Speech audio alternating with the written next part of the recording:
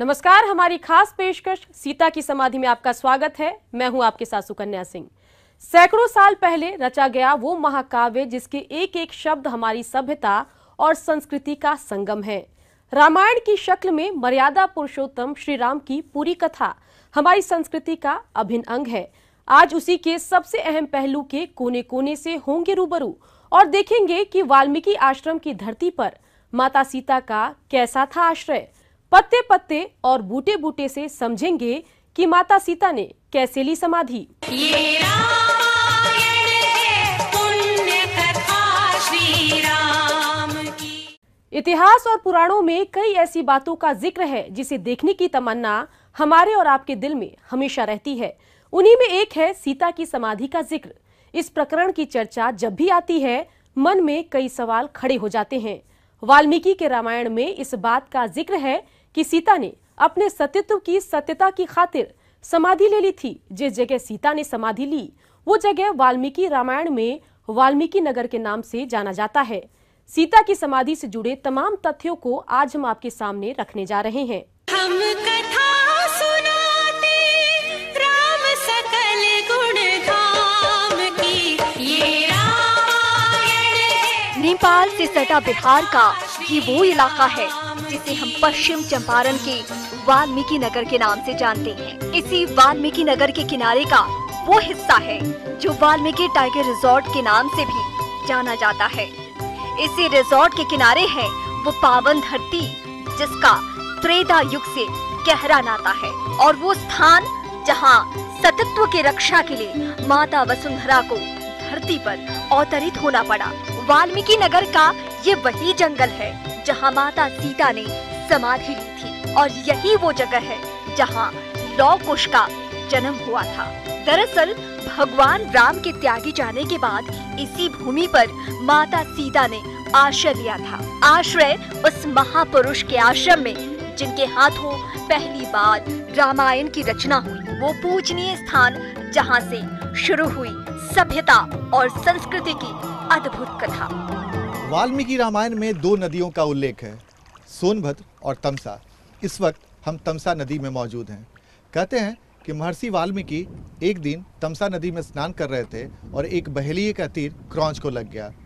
क्रौंच के लिए दो सहानुभूति के बोल जो महर्षि वाल्मीकि ने बोले थे वही दुनिया का पहला श्लोक बना। ऐसी मान्यता है कि इस इलाके में बहने वाली तत्कालीन तमसा नदी में जब महर्षि वाल्मीकि स्नान कर रहे थे तभी उनके पास बहेलिये के बाण से घायल क्रौंच यानी सारस पक्षी पर नजर पड़ी। कहते हैं कि रामायण जैसी रचना लिखने की प्रेरणा उन्हें तमसा नदी की जलधारा और क्रौंच के करुणा से ही मिली। उसी में संतुष्ट हुए और चित्त को बुझाए, वो हाथ जोड़ के प्रार्थना अभी भी कर रहे हैं। और इसीलिए ऐसी मूर्ति यहाँ पे ऐसी मूर्ति आपने कहीं देखा कि नहीं? विश्व में नहीं है।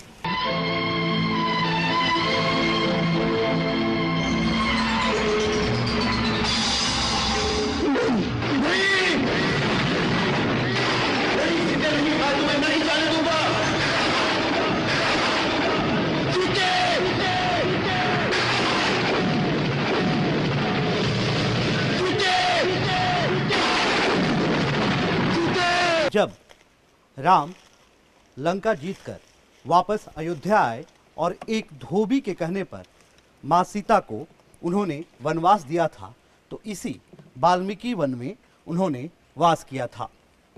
रामायण में ये भी जिक्र है कि लौकुश को माँ सीता ने यहीं जन्म दिया था। वाल्मीकि रामायण के उत्तरकांड में उल्लेख है कि लंका विजय के बाद जब राम सीता का परित्याग कर दिए, लेकिन क्या सीता का निर्वासन सचमुच में एक सत्य घटना है? ये सवाल इसलिए कि दक्षिण भारत की रामायणों में छठे कांड यानी लंका कांड के बाद ग्रंथ समाप्त हो जाता है। आखिरकार वाल्मीकि नगर में ही सीता ने समाधि ली और लौ कुश को जन्म दिया। इसकी प्रामाणिकता क्या है? इस बारे में समाधि के मंदिर के पुरोहित विस्तार से बताते हैं। महर्षि वाल्मीकि के आश्रम में सीता कैसे पहुंची? सीता ये बात ऐसे है। अब रामायण तो सबको पता ही है कि धोबी के कहा सुनने पर सीता जी को वनवास हुआ था। इसी जंगलों में लाके छोड़ दिए थे लक्ष्मण जी ने। वाल्मीकि जी ने उनको पनाह दिए, यहीं रही। वो प्रेग्नेंट अवस्था में थी, गर्भवती थी, लवकुश को यहीं जन्म दिया। अब इसकी दूसरी तो व्याख्या तो है। तुलसीदास रचित रामचरितमानस के उत्तरकांड में राम राज्य की स्थापना के साथ ही रामायण समाप्त हो जाता है। वहीं आदि कवि वाल्मीकि ने अपने रामायण के उत्तरकांड में सीता के निर्वासन, लव-कुश के जन्म, राम के अश्वमेघ यज्ञ और सीता के रसातल प्रवेश का वर्णन किया है। और इन सब कथाओं का लौकिक प्रमाण मौजूद है इस पावन भूमि वाल्मीकि नगर में। पक्के तौर पर तो नहीं, लेकिन धार्मिक मान्यताओं के मुताबिक माँ सीता यहाँ रही थी और लव-कुश का जन्म यहीं हुआ था। ये वो जगह है जहाँ लव-कुश ने जन्म लिया था। ये वो जंगल है जहाँ लव-कुश खेले थे। और आपको बता दें कि लव-कुश ने यहाँ शिकार से लेकर अटखेलियाँ तक की थी। ये वो जगह है जहाँ लव-कुश के लिए तमाम वृक्ष झुके रहते थे। वहाँ इसलिए झुके रहते थे इस जंगल में क्योंकि लव-कुश इस जंगल में खेल सके। और यही वजह है कि यहाँ धार्मिक मान्यताओं के मुताबिक लव-कुश का खेलना कूदना वाल्मीकि नगर वन में ही हुआ था। जाहिर है बिहार की धरती पर वाल्मीकि नगर का ये आश्रम पौराणिक कथाओं की बहुत हद तक पुष्टि करता है। हम कथा सुनाते राम सकल गुण धाम की, ये रामायण है पुण्य कथा श्री राम की।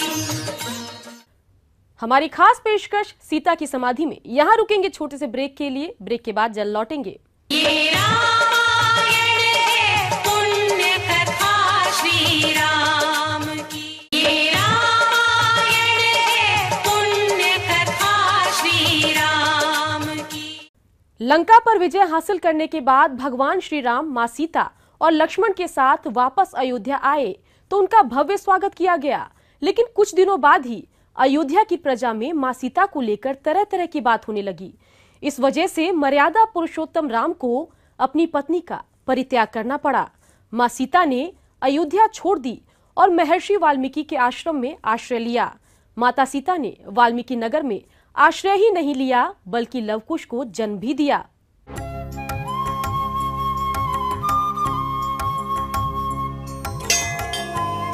इसी वाल्मीकि नगर के जंगलों के बीच कुछ ऐसे पेड़ नजर आते हैं जिनकी टहनियाँ झूला नुमा है। वाल्मीकि नगर का ये जंगल क्षेत्रफल के हिसाब से बहुत बड़ा है, लेकिन यही एक हिस्सा है जहाँ के पेड़ों की बनावट इस तरह है कि मान्यता है कि लव-कुश यहीं खेला करते थे। वाल्मीकि नगर जंगल में आने पर अद्भुत सा एहसास होता है और जाहिर सी बात है, जो मान्यता है कि इसी वाल्मीकि नगर जंगल में माँ सीता रही थी और इसी जंगल में लव-कुश को जन्म दिया था। और इस वक्त जिस जगह पे हम मौजूद हैं बेहद हैरान करने वाला जगह है। ऐसे तो ये वाल्मीकि नगर का जंगल बहुत बड़े में फैला हुआ है, लेकिन इस वक्त जिस जगह पे हम हैं उस जगह पर आने के बाद आपको पेड़ के डाल इस तरीके से देखने को मिलेंगे जो आपको हैरान करती है।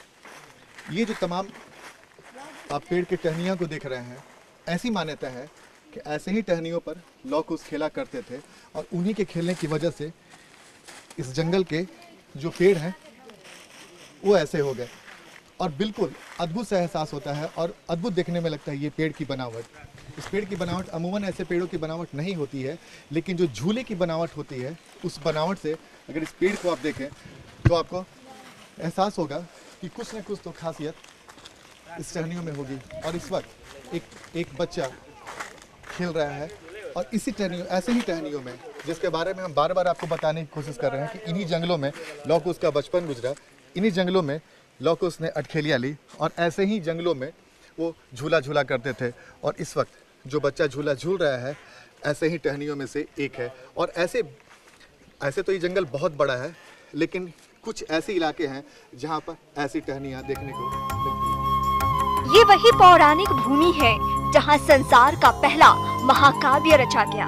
महर्षि वाल्मीकि ने जिन बातों का जिक्र वाल्मीकि रामायण में किया है उसके प्रमाण कमोबेश इस भूमि पर मिलते हैं। वो जगह जहाँ माता सीता पानी भरने के बाद थोड़े विश्राम के लिए घड़ा जमीन पर रखती थी। उनके घड़ा रखने से पत्थरों पर बने निशान अब भी लोगों के लिए कौतूहल का विषय है।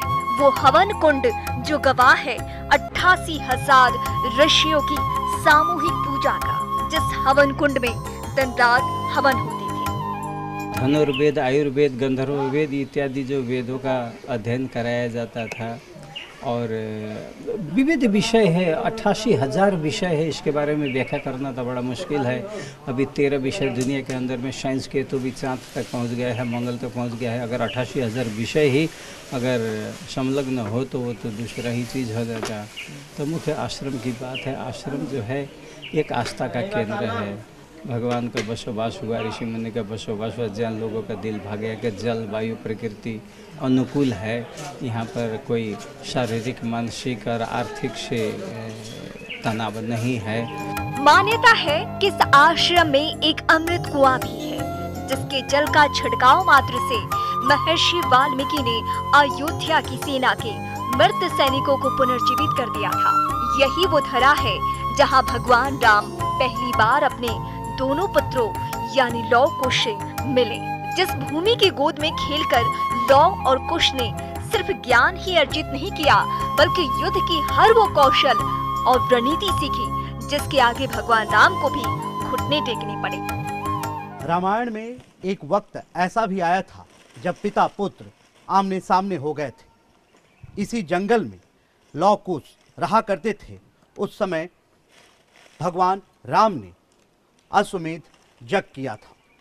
उसके बाद अश्वमेध का वो घोड़ा छोड़ा गया था और यही वो गुंबद है जिसमें लौ कुश ने उस घोड़े को बांध दिया था। इस गुंबद की लंबाई अभी छोटी दिख रही है जरूर, लेकिन उस समय काफ़ी लंबी थी और लोगों की मान्यता है कि लगातार पूजा करते करते ये जगह भर भी गई थी।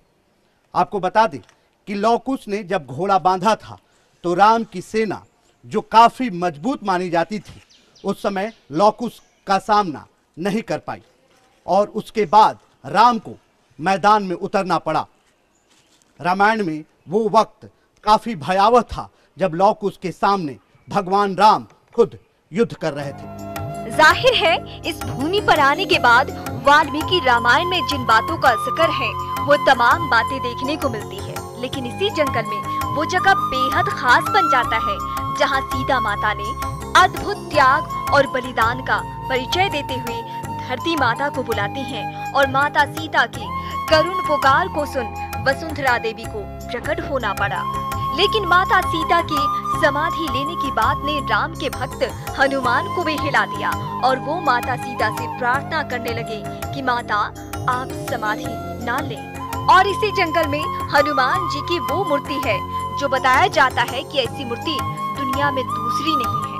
वाल्मीकि नगर जंगल में जब आप आएंगे तो आपको हनुमान जी का एक ऐसी मूर्ति देखने को मिलेगा जो शायद अद्भुत है और अविश्वसनीय भी कहा जा सकता है, क्योंकि पूरे हिंदुस्तान में ऐसी मान्यता है कि ऐसी मूर्ति हनुमान जी की नहीं है।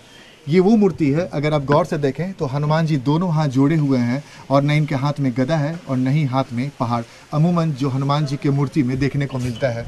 और इसके पीछे राज क्या है, हमारे साथ यहाँ के जो पुरोहित हैं वही बताएंगे।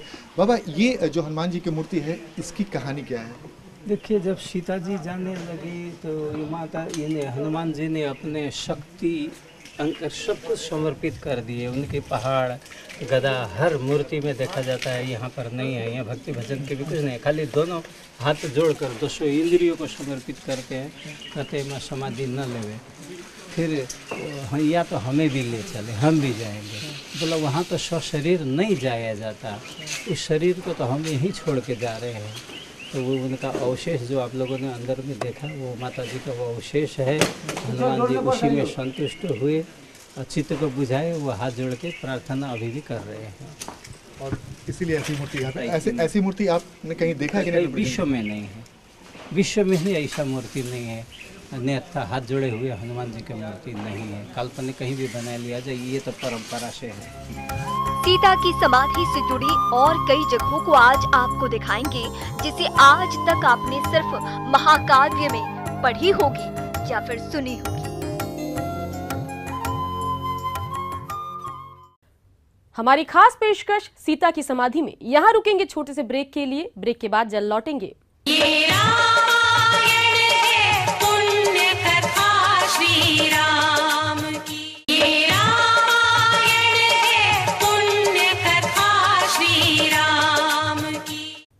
के तपोबल से वाल्मीकि नगर की धरती फटी और माता सीता धरती में समा गई। माता वसुंधरा ने अपनी ही पुत्री को खुद दोनों हाथों में समेट लिया। सतीत्व की प्रामाणिकता को सिद्ध करने के लिए सीता मां वसुंधरा की गोद में समा गईं। वाल्मीकि नगर में इस जगह आज एक मंदिर है।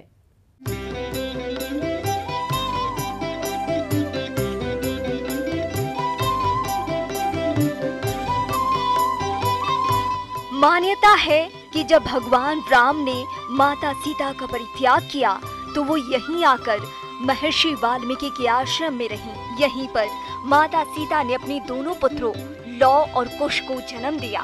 सीता के तपोबल से यहीं की धरती फटी और माता वसुंधरा ने अपनी ही पुत्री को खुद दोनों हाथों में समेट लिया। यही वो पावन भूमि है जहां माता सीता अपने सतत्व की प्रामाणिकता को सिद्ध करने के लिए मां वसुंधरा की गोद में समा गई। आज इसी जगह पर एक मंदिर है। वाल्मीकि नगर में जब युद्ध समाप्त हुआ, राम सामने आए तो उन्होंने अपने पुत्र को साथ में ले जाने की इच्छा जाहिर की।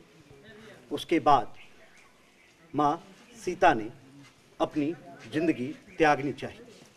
हम अब आपको ले चलते हैं माँ सीता के समाधि स्थल पर, और ये वो जगह है जहाँ माँ सीता पाताल में प्रवेश कर गई थी। ये वो जगह है जहाँ माँ सीता ने समाधि ली थी।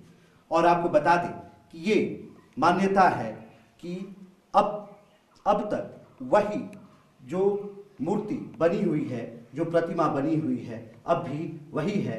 इसे थोड़ा बेहतर बनाया जरूर गया है, लेकिन लोगों की मान्यताएं कम नहीं हुई है।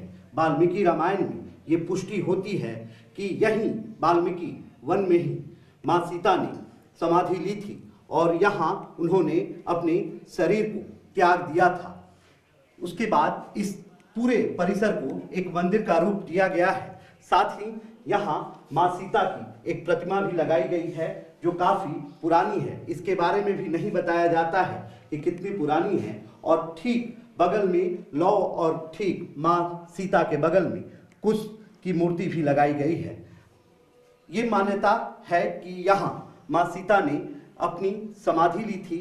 उसके बाद से यहाँ एक पवित्र स्थल बन गया, ये तीर्थ स्थल हो गया। और जब यहाँ से राम विदा हुए तो उन्होंने अपने पुत्र लौ कुश का राज्याभिषेक किया। उसके बाद उन्होंने भी अपनी समाधि ले ली। जाहिर है वाल्मीकि रामायण में जो बातें वर्णित हैं, उसके आधार पर इस जंगल में आने और उन तमाम अवशेषों को देखने के बाद अद्भुत एहसास होता है।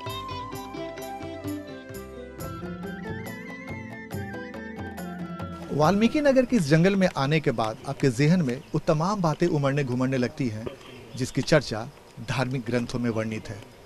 और जब आप इस जंगल में आएंगे तो आप अपना सुध बुध खो बैठेंगे और उन ख्यालों में चले जाएंगे जिसके बारे में आप लगातार धार्मिक ग्रंथों में पढ़ते आए हैं। सहयोगी मुन्ना, प्रफुल्ल, ब्रिजम और कैमरामैन मनीष के साथ आनंद अमृतराज, ETV न्यूज, वाल्मीकि नगर।